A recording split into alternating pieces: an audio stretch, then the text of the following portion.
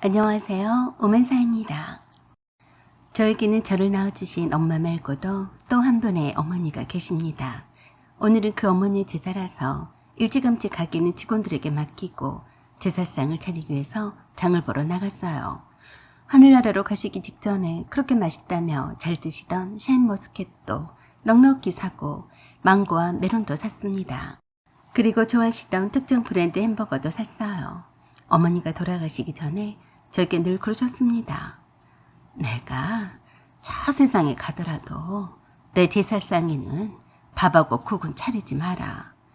그냥 내가 좋아하는 치킨이랑 콜라하고 햄버거 피자만 있으면 된다. 어머니에게는 세 아들이 있습니다. 며느리도 3명이나 있었고요. 하지만 마지막 가시는 날까지 세 아들과 며느리들에게 연락을 하지 말라고 하셨습니다. 왜 그랬을까요? 그건 아들과 며느리들이 번거롭고 불편해한다는 이유였어요. 어머니 아들 내외가 멀리 해외 나가서 사는 것도 아니었습니다. 엎어지면 코 닿을 곳에 살았어요. 그랬어도 어머니는 자식들을 참 어려워했습니다. 알고 보면 어머니의 그 자식들은 하나같이 불효자였어요. 어머니의 단물을 다 빨아먹고 더 빨아먹을 것이 없으니까 어머니를 버렸습니다. 어찌 보면 애초부터 어머니에 대한 애정도 별로 없는 듯이 보였어요. 어머니가 평생을 국밥 장사를 하시면서 뼈 빠지게 돈만 벌기만 해왔는데 그 돈을 다 아들들에게 퍼주고 또 퍼주기만 했습니다. 국밥 장사를 하기 시작하면서 하루도 쉬어본 적이 없으셨어요. 공휴일도 국경일도 어머니에게는 모르는 세상이었어요. 단 한 번도 마음 편히 남들도 다 가는 꽃구경도 가보지 못했고 가까운 곳으로 여행을 한 번도 가보지 못했습니다. 그저 죽어라 돈만 벌어도 새 아들들이 어머니처럼 고생도 하지 않고 살게 되고 공부도 원하는 대로 다 시켜주고 잘 먹이고 잘 입히는 것에 큰 대리만족을 하셨습니다. 그것이 어머니가 고생해서 돈을 버는 보람이었고 보상이었어요. 국밥 장사를 하느라 바빠서 아들들의 어린 시절을 잘 지켜주지 못한 것에 대한 많은 미안함과 자책으로 다 퍼주기만 했습니다. 사실 돈 벌어서 어디다 쓰겠습니까? 다 자식들에게 쓰는 거는 당연하겠지만 어머니는 과하다 싶을 정도로 아들들에게 거절함이 없이 다 주었어요. 큰아들이 뒤늦은 나이에 유학을 간다고 해서 또 그 유학 비용을 대느라 더 열심히 일을 하셨고 둘째 아들이 취업을 수년째 못하고 변호사가 되겠다며 공부를 다시 할 때도 10년 가까운 세월을 돈 대줘가며 먹여 살렸어요. 그리고 막내 아들이 그나마 어머니를 도와 가게 일을 좀 한가 싶더니 느닷없이 세계 여행한다며 돈을 물쓰듯이 쓰면서 돌아다녔습니다. 그랬어도 어머니는 불만이 없으셨고 오히려 아들들에게 아낌없이 쏟아부을 수가 있다는 사실에 감사했어요. 어머니의 국밥은 블로그 SNS를 타고 맛집으로 소문이 나자 늘 손님들로 꽉 찼습니다. 맛집으로 등극을 하는데 걸리는 시간은 생각보다 어렵지 않았어요. 제가 꾸준히 올리는 블로그를 보더니 와서 먹어본 사람들이 인증샷도 많이 찍고 좋은 후기를 많이 올려준 탓이었어요. 그래서 늘 국밥 장사는 바쁘기만 했었는데도 아들들이 3명이나 있었어도 내일처럼 나서서 도와주는 아들이 없었어요. 어머니도 힘든 일에 아들들이 나서는 것도 별로 좋아하지도 않았고요.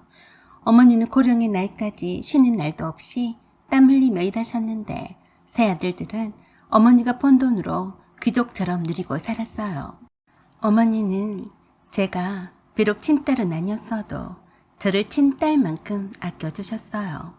저와 저의 친엄마에게는 은인이나 마찬가지였습니다.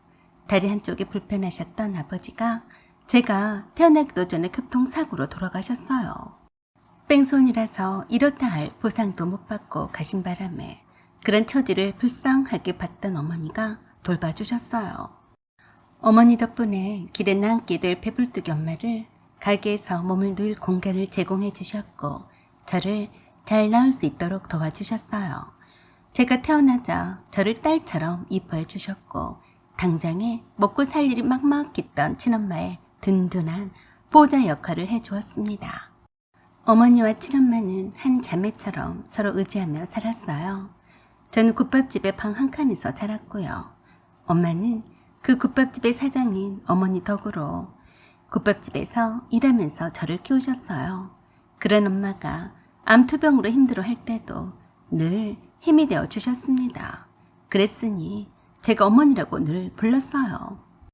제가 조그마한 회사에 취직을 해서 직장에 다녔다가 아픈 엄마를 간호하기 위해서 일도 그만두었어요. 엄마가 암으로 결국 돌아가신 후론 줄곧 국밥 장사를 도우며 지냈습니다. 제가 블로그를 하기 시작하면서부터 매출이 더 껑충 뛰었고 갈수록 장사가 잘 되었어요. 저는 제 일처럼 열심히 가게를 도왔습니다. 어머니가 쓰러지기 직전까지요.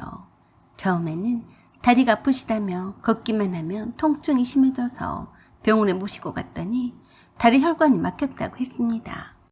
인공혈관 시술로 좋아지자마자 의사의 경고도 무시한 채 쉬지도 못하고 또 국밥 장사를 하신다며 가게에 나오셨어요. 사실 어머니가 안 계셔도 국밥 장사에는 별 지장이 없어서 한사코 말렸어요. 어머니, 제가 있잖아요. 저한테 맡기고 그냥 편하게 쉬세요. 가게 건물 4층이 저와 어머니가 기거하는 집이었지만 매번 내려오셔서 바쁜 주방 일을 많이 하시며 신경을 쓰시곤 했습니다. 의사의 말로는 다리에는 혈관이 막혔으면 다른 곳의 혈관도 막힐 위험이 크다며 적당한 휴식과 운동과 식이요법을 당장 해야 한다고 했어요. 영양제며 몸에 좋다는 걸 다 사다 놓으면 뭘 하나요. 손님들이 들이닥칠 때면 정신 하나도 없이 바쁜 게 국밥 장사인데요.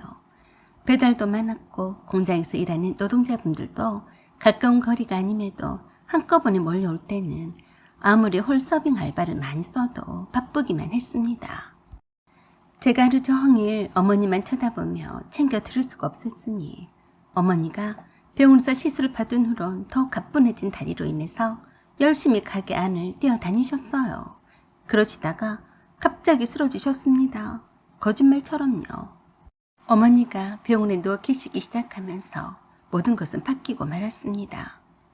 뇌출혈로 몸이 부분적으로 마비가 와서 꼼짝도 못하고 누워만 있어야 하는 어머니를 며느리와 아들들이 나 몰라라 하며 방관했어요. 생전에 연락도 한 번 하지도 않던 어머니의 큰며느리가 가게로 찾아와서 주인 행세를 했습니다. 시어머니가 사장님 가게였으니 주인 행세를 못할 것도 없지만 카운터를 보고 있던 저에게 그러더라고요. 아줌마는 주방이 바쁘니까 가서 일해요. 여기는 내가 할 테니까 비켜요. 어머니 앞에서는 내 앞에서 싹싹하게 언니 언니 하며 굴더니만 영 싸가지 없이 아줌마라며 하대를 했습니다. 비키라뇨? 어머니가 저에게 식당 운영을 맡기셨어요. 카운터를 아무나 봐요. 여기서 일을 하고 싶으면 주방 일부터 배우고 와요. 저도 짬밥 있는데 어머니의 큰며느리라고 해서 물러설 사람이 아니었어요. 그랬더니 대번에 손님들도 있고 홀서빙을 하는 아주버님도 있는데 제게 그랬습니다. 야, 이년아, 내 말 안 들려? 네가 뭔데 나한테 이 지랄이야. 이게 아주 사람 우습게 보고 날뛰네. 거지를 데려다가 입혀주고 먹여주고 살게 해줬더니 뭐? 이제 주인 행세를 하려고 하냐? 어머니의 큰며느리는 아예 작정하고 온 듯 했습니다. 어머니가 쓰러지는 것이 철호의 기회라고 생각한 듯 했어요. 어머니의 병세가 어쩌든 말든지 상관하지도 않았어요. 그저 언젠가는 어머니가 아프시거나 돌아가실 텐데 그때 가게를 인수를 해도 상관없다는 태도로 있다가 그날이 왔으니 본색을 완전히 드러내더라고요. 누가 그러자고 했겠어요? 어머니의 큰아들이 그러자고 했겠죠. 어머니가 병원에 들어가시자마자 어머니 국밥가게로 바로 쳐들어왔으니까 말이죠.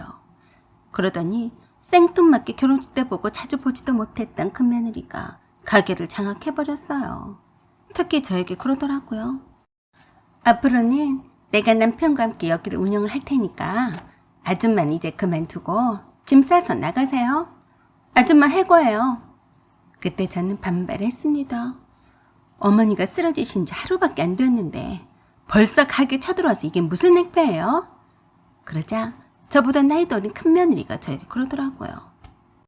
이게 주제 파악도 못하네. 어머니가 딸처럼 이뻐해주니까 진짜 자기가 시누이나 되는 것처럼 그러네. 야, 너 정신 차려. 너는 여기 종업원일 뿐이야. 라고 하며 꼴도 보기 싫다며 그 길로 저를 쫓아냈습니다. 사실 따지고 보면 제가 어머니의 딸도 아니었고 뭣도 아니었던지라 그대로 쫓겨날 수밖에요. 어찌 보면 참 서럽더라고요. 평생을 그 국밥 가게가 내 집이라 생각하며 살아왔었는데 한순간에 내쫓기고 보니 촬영하기가 말도 못했어요. 그 길로 어머니가 계신 병원으로 달려가 봤지만 아직 말도 제대로 못하시고 몸도 잘 가누지 못하는 어머니를 뵈니까 억장이 무너졌습니다. 그래도 걱정하실까 봐서 구구절절 쫓기는 사실을 함구했어요. 정확하지 않은 발음으로 그러셨습니다. 뭐하러 왔냐? 오지 마라. 가게를 잘 운영하고 있으니까 난 걱정 없다. 얼른 가라. 그저 아무 말도 할 수 없었는데 어느 날 아셨던 모양이었어요. 내가 네 오빠한테 네가 없으면 가게가 안 들어간다고 말해줬다. 그러니까 너한테 다시 맡아달라고 할 거야. 어머니 걱정하지 마세요. 큰오빠가 어련히 알아서 하겠어요. 힘들게 말하는 모습이 짠해서 더 이상 아무 말도 하지 않았어요. 저는 월세가 저렴한 한적한 곳에 국밥집을 따로 차렸습니다. 그래서 나름 많이 바빴어요. 그래도 일주일에 한 번씩 식당 문을 닫고 어머니 병실로 와서 간호했습니다. 어느 날 병실로 갔더니 퇴원했다고 하더라고요. 제게는 말 한마디도 없이요. 알고 봤더니 어머니를 싸구려 요양원에 버렸어요. 너무 뜬금이 없어서 어머니 큰며느리에게 전화로 물었더니 그러더라고요. 지금 한참 바쁜 시간인데 눈치도 없이 전화했어요? 무슨 상관이에요? 당연히 요양원으로 모셔야지. 그럼 어쩌라고요? 그렇게 어머니가 걱정이 되면 아줌마가 어머니 옆에 딱 달라붙어서 간호하던가요. 끊어요. 얼척이 없었어요. 바쁘기는 개뿔. 요양원에 달려갔더니 어머니 몰골이 말이 아니었습니다. 머리 감기기가 어렵다며 머리도 짧게 아무렇게나 잘라버리고 몸이 불편해서 행여라도 침대에서 떨어질까봐 어머니의 몸을 침대에다 묶어놨더라고요. 아무리 몸을 잘못 갖누는 분이라고 해도 너무했다는 생각이 들어서 그 요양원을 한바탕 뒤집어 엎었습니다. 야, 이게 무슨 짓들이야? 너희들 맨날 이런 식으로 환자를 돌봤냐? 여기 있는 최고 책임자 나오라고 해. 누구야? 빨리 안 나와? 너희들 다 고소당할 줄 알아? 어머니 모습이 얼마나 처참하고 불쌍했는지 한동안 얼싸안고 엉엉엉 울었습니다. 그래도 변명만 해대는 간호사들 말에 진짜로 경찰을 불렀어요. 그제서야 자격증도 없이 불법으로 운영을 하는 곳이란 걸 알고 더 기가 막혔습니다. 딱 봐도 알겠더라고요. 이를 싸구려 요양원에 버리고 가는 환자의 보호자인 자식들은 대부분이 찾아오지도 않기 때문에 자기를 편할 대로 환자를 댔던 겁니다. 어머니가 싫다고 했는데도 머리를 빡빡 잘라버리질 않나.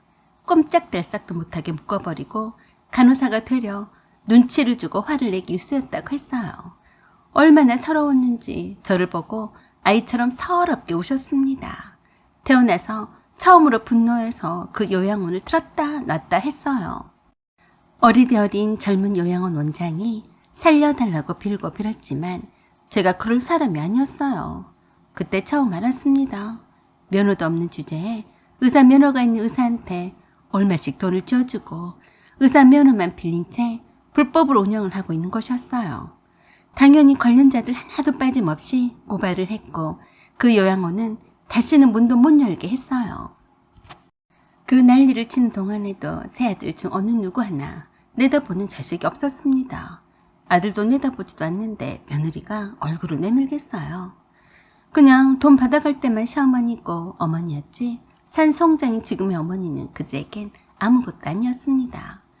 짐승만도 못한 것이 인간인가 싶었어요. 어머니가 어떻게 끔찍하게 자식들을 사랑하고 마음을 써왔는지를 알고 있던 저로서는 분노가 치밀어 올랐습니다. 그래서 어머니 새아들들에게 차례로 어머니 상황을 말해주고 그랬습니다. 돈 받아갈 때는 착실히도 잘 찾아오더니만 다 주고 나니까 버리는 거예요. 오빠들이 그러고도 엄마 자식들이냐고요. 그랬더니 하나같이 코웃음만 쳐댔어요. 말 잘하는 네가 엄마를 모시던가 해라. 엄마가 너를 딸처럼 여겼잖아. 그런다고 해서 행여나 진짜로 딸 행세를 할 생각은 마라. 엄마 국밥집도 우리 세영이가 똑같이 나눠서 수익금을 매달 가져가기로 합의 봤다. 알았지? 잘 됐네. 네가 있어서 참 든든하다.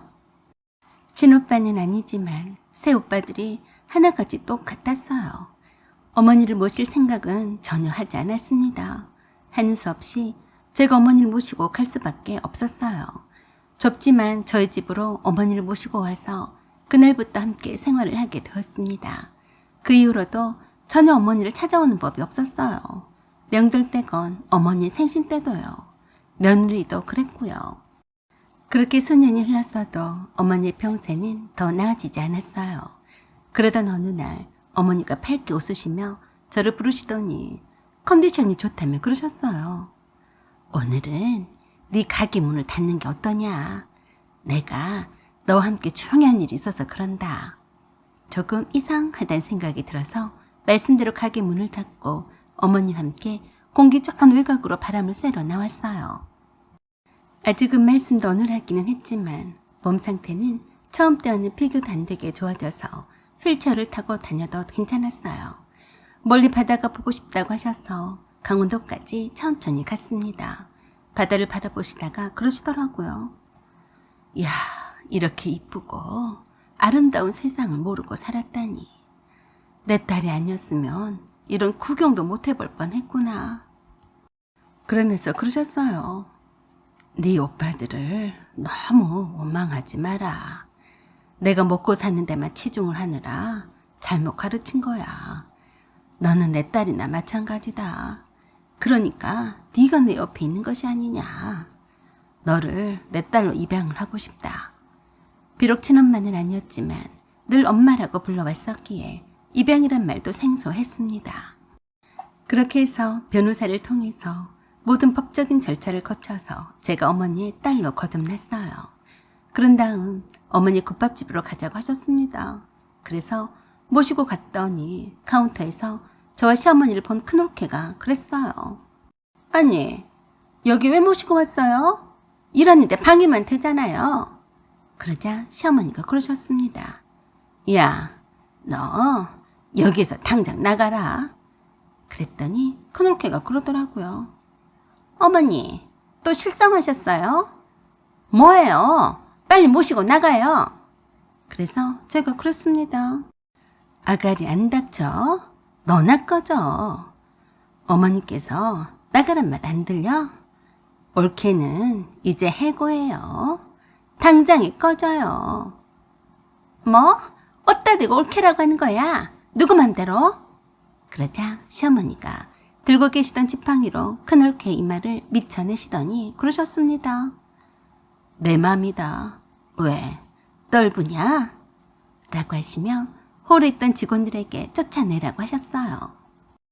그렇지 않아도 무작정 직원들을 쥐어짤 줄만 알고 쓸데없는 곳에다 성질을 부리곤 했던 큰올케에 대해서 말들이 많았던 직원들이 하나둘 모이더니 큰올케를 가게 밖으로 쫓아냈습니다. 어머니가 가게에 다시 들어오시자 주방장도 나와서 초와 죽고 못 살더라고요. 그동안 어머니가 애써서 쌓아놓은 단골도 발길을 끊어버려서 매출이 반토막이 났었는데 이젠 저 어머니가 돌아오셨으니 살았다고 좋아했어요. 그대로 가다가는 그만둬야 하나 하고 불안했었다고 했습니다. 가게 4층에는 어머니와 제가 기거했던 살림집도 다시 되찾았습니다. 어머니가 쓰시던 물건들이 아무렇게나 널브러져 있었는데 다시 다 정리하고 새롭게 리모델링도 했어요. 그 사이 어머니 가게에서 쫓겨난 큰올케가 오빠들이 이끌고 여러 번 찾아왔습니다. 엄마, 이게 뭐 하자는 거예요? 엄마 눈에는 자식은 안 보여요. 가게를 피부치도 아닌 것한테 넘기겠다는 거예요. 그래서 어머니가 또박하게 말씀을 하셨습니다. 내 피부친 너희들보다는 100배 더 내 자식 같은 딸이다. 이 가게와 더불어 내 모든 재산은 내 딸에게 물려줄 테다. 너희들은 내가 그냥 죽어버릴 줄 알았지. 그리고 빨리 죽기만을 바랬을 거다. 다시는 내 앞에 나타나지 마라. 저를 딸로 받아들이고 남은 재산도 저에게 다 주겠다고 하니까 난리 판꽃을 쳐댔지만 이미 문서화를 했으니 어쩌겠어요. 아무리 난리를 쳐봤자 어머니에게 받은 돈 그동안 많았으니 나중에 유류분인가 뭔가 청구를 해봤자 소용도 없었죠. 그러더니 올케들이 오빠들이 저에게 살살거리며 잘했어요. 어머니께 효도를 한다며 그때부터 홍삼이며 안마기며 사장기기 바쁘더라고요. 미친 것들 뒷북치고 나대봤자 이미 지나간 버스였고 가증스러움만 더할 뿐이었습니다. 올케들도 저를 신의 대접을 해줬어요. 그래도 변함이 없어 보이는 어머니의 모습에 지쳤는지 발길을 뚝 끊더니 아예 어머니를 찾지 않았습니다. 뭐 그럴 거라고 예상은 했지만 어쩜 그렇게 예상대로 척척 맞아 떨어지는지 제가 봐도 꼴 보기 싫었어요. 어머니는 그렇게 저와 함께 사시다가 하늘로 떠나기 전에 저를 부르시더니 안방 장롱 속에 있던 커다란 금고문을 열어주셨어요. 그 속에는 현금 다발과 금괴 등이 쌓여져 있었어요. 이게 말이다.